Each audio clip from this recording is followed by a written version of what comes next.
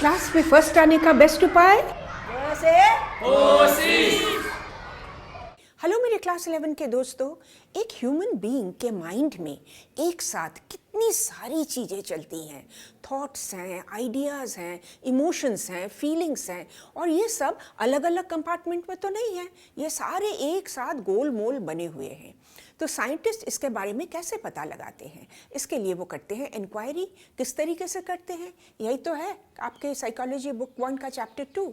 तो इसके पार्ट 1 में हमने देखा 5 steps in a scientific inquiry, एक वैज्ञानिक जांच के 5 कदम। इनको एक बार आप फिर से देख लो। तो अब हम आ रहे हैं पार्ट 2 पे। आज के चैप्टर में हम देखेंगे डेटा क्या है और वेरिएबल क्या है। एक इंक्वायरी में 3 स्टेप्स होते हैं। पहला स्टेप है कि हम डेटा को कलेक्ट करते हैं, सेकंड स्टेप में हम इसे एनालाइज करते हैं, और थर्ड स्टेप में हम इसमें से ना कुछ निष्कर्ष निकालते हैं, कुछ इनसाइट्स निकालते हैं। तो डेटा डेटा डेटा, ये जो मैं कह रही हूँ, ये डेटा क्या है? किसी भी विषय पे उसकी जानकारी, information about a subject is data. तो मैंने तो कह दिया डेटा, लग रहा है बड़ा सिंपल टर्म है, पर एक्चुअली डेटा कई प्रकार के होते हैं। देखो इन 4 प्रकारों को। पहला प्रकार जो डेमोग्राफिक है, इसमें हम क्या देखते हैं? किसी पर्सन का एज, उसकी जेंडर, उसकी एजुकेशनल क्वालिफिकेशन, उसकी आर्थिक स्थिति, उसकी प्रोफेशन, ऐसे सारे जो फैक्टर्स होते हैं, इन चीज़ों को डेमोग्राफी में देखा जाता है। एक और टाइप का डेटा है जिसे हम कहते हैं फिजिकल डेटा।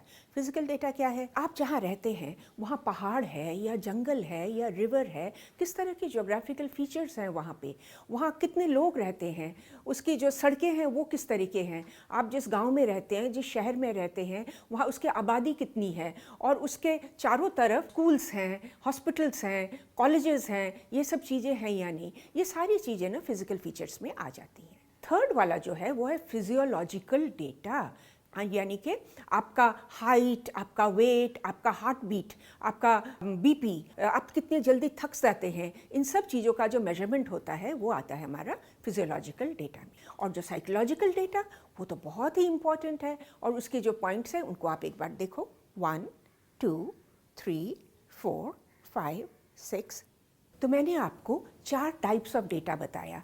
अब आप मुझे बताओ कि इसमें से कितने डेटा इंटरनल है और कितने डेटा एक्सटर्नल है। ये आप सोचकर मुझे बताओगे। चलो सोचो। मनोवैज्ञानिक, साइकोलॉजिस्ट जब डेटा कलेक्ट करते हैं, कुछ डेटा को तो डायरेक्टली कलेक्ट कर लेते हैं, और कुछ डेटा में वो थोड़ी चेंज करके देखने की कोशिश करते हैं कि ह्यूमन बिहेवियर पे इसका क्या इम्पैक्ट हो रहा है, क्या इफेक्ट हो रहा है। यहाँ पे आ जाता है कॉन्सेप्ट ऑफ वेरिएबल, परिवर्त्य का कॉन्सेप्ट। वेरिएबल यानी कि चेंज, परिवर्त्य यानी कि जिसमें परिवर्तन हो। तो किसी भी इवेंट में कई सारे फैक्टर्स होते हैं। साइंटिस्ट एक फैक्टर को चेंज करते हैं, इस फैक्टर को कहते हैं इंडिपेंडेंट वेरिएबल या अनाश्रित परिवर्त्य। इंडिपेंडेंट वेरिएबल को चेंज किया जाता है, और इस चेंज का इफेक्ट वो स्टडी करते हैं बाकी फैक्टर्स पे जो स्थिर रहते हैं, जो स्टेबल रहते हैं, इनको कोई चेंज नहीं होता। सिर्फ एक का जो चेंज हुआ उसका इम्पैक्ट इन पे स्टडी किया जाता है। तो ये जो फैक्टर्स चेंज नहीं कर रहे हैं उनको कहते हैं डिपेंडेंट वेरिएबल या आश्रित परिवर्त्य। Is it clear? Not clear? चलो मैं आपको एक एग्जाम्पल के साथ समझाती हूँ। ये सड़क देख रहे हो ना, ये सड़क है बॉम्बे में, और ये जो घर इसके पीछे आप देख रहे हो ये है शाहरुख खान का घर। तो सामने आप देख रहे हो थोड़ी ट्रैफिक भी चल रही है, और घर के सामने हमेशा ही आपको थोड़े बहुत लोग मिल जाएंगे जो सेल्फी ले रहे हैं कि हम शाहरुख खान के घर के सामने खड़े हैं। फाइन। एक दिन आप उधर से निकले तो आपने देखा कि अरे भाई ये क्या हो गया, पूरा ट्रैफिक जैम, हिलने का अपॉर्चुनिटी, इतने लोग, गाड़ियाँ चल ही नहीं पा रही हैं, और आप सोच रहे हो ये कैसे हो गया। तब आपको पता चला कि ये शाहरुख खान का 59th बर्थडे है, और इतने लोग आ गए हैं उनको विश करने के लिए, वो सारी रात खड़े हैं कि कब शाहरुख खान निकले और उनको वेव करे। तो आपने देखा जो नॉर्मल सड़क थी जिसमें नॉर्मल ट्रैफिक चलता था, ये तो नॉर्मल था, एयर, धूप, डे, सब कुछ ही समान है। ओनली चीज़ डिफरेंस क्या है कि आज सेलिब्रिटी का बर्थडे है। सेलिब्रिटी का बर्थडे फिर क्या हुआ, वो जो डेट का चेंज हुआ वो हुआ इंडिपेंडेंट वेरिएबल, और उस डेट के इफेक्ट से बाकी वेरिएबल्स पे क्या आया, ट्रैफिक पे, लोगों पे, सड़क पे, यातायात पे, ट्रांसपोर्टेशन पे, सब पे इफेक्ट आ गया। बाकी सारी चीज़ें तो वैसे ही थी जैसे हर रोज़ रहती हैं, बट ये शाहरुख खान का बर्थडे होने की वजह से बाकी सारी चीज़ों पे इफेक्ट आ गया। तो इंडिपेंडेंट वेरिएबल क्या था? शाहरुख खान का बर्थडे। और डिपेंडेंट वेरिएबल क्या थे? ये जो मैंने आपको बताया, ट्रांसपोर्ट, सड़क वगैरह वगैरह, डिपेंडेंट वेरिएबल। ऐसा भी कभी होता है कि शाहरुख खान का बर्थडे नहीं है, पर शाहरुख खान ने कोई बड़ी पार्टी रखी है, एक के बाद एक सेलिब्रिटीज़ आ रहे हैं, तो उनको देखने के लिए इतना भीड़ जमा हो गया कि फिर ट्रैफिक जैम। तो इंडिपेंडेंट वेरिएबल क्या था? शाहरुख खान ने पार्टी रखी, उस दिन शाहरुख खान का प्लान। और डिपेंडेंट वेरिएबल क्या था? ट्रांसपोर्टेशन, सड़क का ट्रांसपोर्टेशन। इज इट क्लियर ना? चलो एक और एग्जाम्पल से देखते हैं, और ये आपके स्कूल के एग्जाम्पल से लेते हैं। एक बच्चा रोज 6 बजे से 9 बजे तक 3 घंटे पढ़ाई करता है और उसके रिजल्ट आते हैं 80%। तो आप एक्सपेरिमेंट करके देखना चाहते हो कि अगर वो पढ़ने का टाइम बढ़ाए या कमाए तो इसके रिजल्ट पे कोई इफेक्ट आता है क्या? तो आपने उसे बोला, बेटा तुम्हें 9 बजे तक पढ़ने की ज़रूरत नहीं, तुम 8 बजे तक ही पढ़ो। तो उसने 1 घंटा पढ़ाई कम कर दी। अब इस 1 घंटा पढ़ाई ये जो कम की जो समय सीमा, ये हो गया अनाश्रित परिवर्तन, क्योंकि इसको हमने चेंज किया। और डिपेंडेंट वेरिएबल क्या था? रिजल्ट। तो इस चेंज करने से बच्चे की पढ़ाई पे कोई इफेक्ट हुआ या नहीं, यही हम देखना चाह रहे हैं एक्सपेरिमेंट में। एक और एग्जाम्पल आप ले लो। आप देखना चाहते हो एक पौधे के ग्रोथ में पानी का कितना इफेक्ट रहता है। तो आपने 3 टब लिए, तीनों में एक ही साइज के पौधे लगे हुए हैं। एक में आपने ठीक पानी दिया, एक में आपने बहुत ज़्यादा पानी दिया, और एक में आपने कम कम कम पानी दिया। तो इसमें क्या हुआ? जहाँ आपने ठीक पानी दिया वहाँ पौधे का ग्रोथ देखो, जहाँ आपने बहुत ज़्यादा पानी दिया पौधा तो डूब गया, डूब के मर गया। और तीसरा में जहाँ आपने बहुत कम पानी दिया था वहाँ पौधे का ग्रोथ कम हुआ है।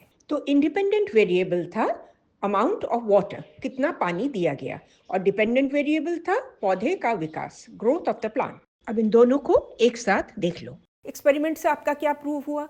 कि ठीक ठाक पानी पड़ने से पौधा ग्रो करता है। लेकिन यहाँ पे हमें कुछ चीज़ें और देखनी पड़ेंगी। ये जो एक्सपेरिमेंट था इसमें एक्सटर्नल फैक्टर्स भी तो थी।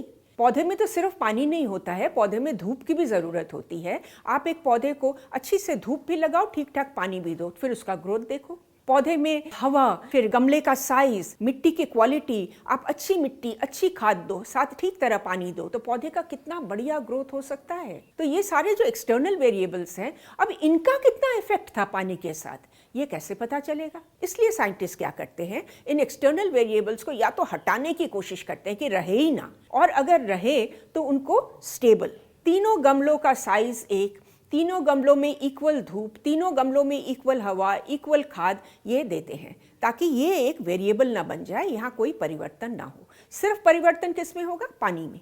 तब उनको रिजल्ट ठीक ठाक मिलेगा। ये जो वेरिएबल्स है ना, एक्सटर्नल वेरिएबल्स जिनको आप कंट्रोल करने की कोशिश कर रहे हो, ये 3 टाइप की होती हैं। एक तो होता है सिचुएशनल या एनवायरनमेंटल। फॉर एग्जांपल आपके चारों तरफ बहुत शोर हो रहा है, तो कुछ लोग शोर में भी काम कर लेते हैं, नो प्रॉब्लम, पर कुछ लोग कहते हैं आई कांट कॉन्सेंट्रेट। कुछ लोग, टेम्परेचर बहुत बढ़ रहा है, कुछ लोगों को फ़र्क ही नहीं पड़ता, कुछ लोग कहते हैं अरे बाप रे इतनी गर्मी, हमसे काम नहीं हो रहा। कुछ मॉइस्चर, अगर ह्यूमिडिटी बहुत बढ़ जाए, कुछ लोगों को तो बहुत तकलीफ होती है, कुछ लोगों को नहीं भी होती है। तो ये सिचुएशनल जो एक्सटर्नल फैक्टर है, इनको कंट्रोल करना ज़रूरी है। नंबर 2 है जैविक, यानी कि आपके मन में बड़ी दुश्चिंताएं आ रही हैं, उस वक्त आपसे साइकोलॉजिकल एक्सपेरिमेंट हो रहा है, ये तो सही नहीं होगा ना। अगर आपके मन में बड़ी खुशी हो रही है, अलग अलग इमोशंस हमारे मन में होते रहते हैं, जिसकी वजह से हमारा बीपी कभी हाई होता है, कभी टेंशन हो जाता है, स्ट्रेस हो जाता है, इन सारी चीज़ों को भी कंट्रोल करना ज़रूरी है। और थर्ड नंबर में है कि इंसान न एक सिचुएशनल, एक जो कंटिन्यूटी है, इस कंटिन्यूटी से थक जाते हैं। एक के बाद एक एक्सपेरिमेंट किया जा रहा है, अंत में तो बंदा इतना थक जाता है कि कहते हैं मेरे से होगा ही नहीं, या बार बार एक ही टेस्ट करने से बंदा ऑटोमेटिकली आंसर लिखने लगता है, ये आंसर तो मुझे आता है। पर अगर ऐसा हो तो रिजल्ट तो ठीक नहीं आएगा ना। You understand? ये 3 टाइप के जो वेरिएबल्स हैं, तो इनको कैसे कंट्रोल किया जाए। तो जो सिचुएशनल वाले हैं, जिसको हम कहते थे एनवायरनमेंटल वाले, जैसे शोर, टेम्परेचर, ह्यूमिडिटी, या तो इनको आप स्टेडी रखो, हर सिचुएशन में ये एकदम स्टेडी रहेंगे, या तो इनको एकदम अगर निकाल सको तो उससे भी बढ़िया। अब हम आते हैं जैविक पे, जो ऑर्गेनिस्मिक जो हैं, जैसे एंजाइटी, हैप्पीनेस, थॉट्स, इन सब चीज़ों को आप कैसे निकालोगे? ये तो संभव ही नहीं है, और ना ही आप ग्रुप में इसको स्टडी कर रख सकते हो। तो इसमें हम 2 चीज़ें करते हैं। एक तो है रैंडम सिलेक्शन। सपोज एक ग्रुप में 10 लोग हैं, 10 लोगों को आपको 2 ग्रुप में बांटना है। आप ऐसे कर सकते हो 1 2 3 4 5 एक ग्रुप में डाल दो, 6 7 8 9 10 एक ग्रुप में डाल दो। बट रैंडम सिलेक्शन ऐसा नहीं है। रैंडम में आप एक डाइस फेंको, जिसका नंबर आता है उसको लेके आप एक ग्रुप में डाल दो, अगला फेंको उसको दूसरे ग्रुप में डाल दो। इस तरीके से रैंडम सिलेक्शन होता है। इससे चांसेस क्या हैं कि जिसके मन में कुछ चल रहा है शायद दूसरे ग्रुप में भी ऐसा कोई बंदा मिल जाए, ताकि दोनों ग्रुप इवनली बैलेंस्ड हो जाए। ये तो एक है। दूसरा होता है मैच्ड पेयरिंग या सुमेलन। इसको देखो, ये देखो इस बॉक्स में कितने सारे कलर्स हैं। अब इस कलर्स को आप पेयर्स कर दो, जैसे ब्लू के साथ ब्लू, ग्रीन के साथ ग्रीन, येलो के साथ येलो, हो गया पेयर्स। अब इन दोनों को आप 2 हिस्सों में बांटो और 2 अलग अलग डब्बों में डाल दो, तो आपका मैच्ड पेयरिंग हो गया ना। तो साइकोलॉजिकल एक्सपेरिमेंट में भी बिल्कुल इसी तरह से मैच पेयरिंग किया जाता है, एज के हिसाब से, एजुकेशन के हिसाब से, हाइट के हिसाब से, वेट के हिसाब से, फैमिली बैकग्राउंड के हिसाब से मैच पेयरिंग किया जाता है, ताकि आपका कंट्रोल ग्रुप और आपका एक्सपेरिमेंट ग्रुप, इन दोनों में समानता, जो नियंत्रण आप रखना चाहते हैं, ये कंट्रोल रहे। इज इट क्लियर ना? तो हम थर्ड पार्ट पे चले जाएं, जहाँ वो थकान वाली बात मैं आपसे कर रही थी कि बार बार एक्टिविटी करते करते इंसान एकदम थक के गिर जाता है। तो इसका जो मेथड है, तो कहते हैं कि 2 ग्रुप बना लो।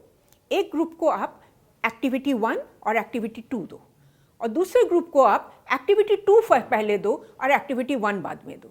तो इससे क्या होता है कि थोड़ा सा उन पर प्रेशर कम रहता है।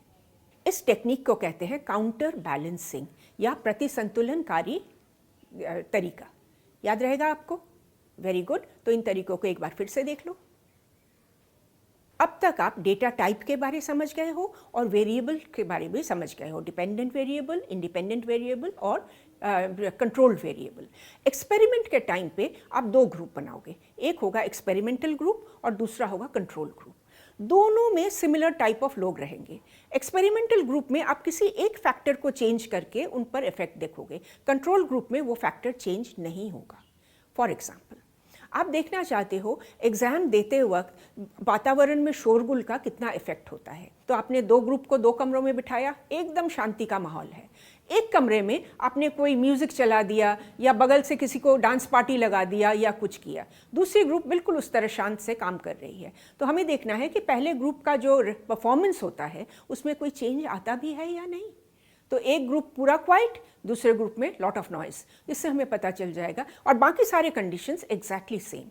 तब हमें पता चलेगा कि एक्सपेरिमेंटल ग्रुप में क्या चेंजेस आए। इस तरह हम इनको कोरिलेशन निकालें। तो आज के वीडियो में हमने क्या क्या देखा, एक सारांश आप देख लो, और अगले वीडियो में हम देखने वाले हैं। तब तक के लिए थैंक्स फॉर वॉचिंग।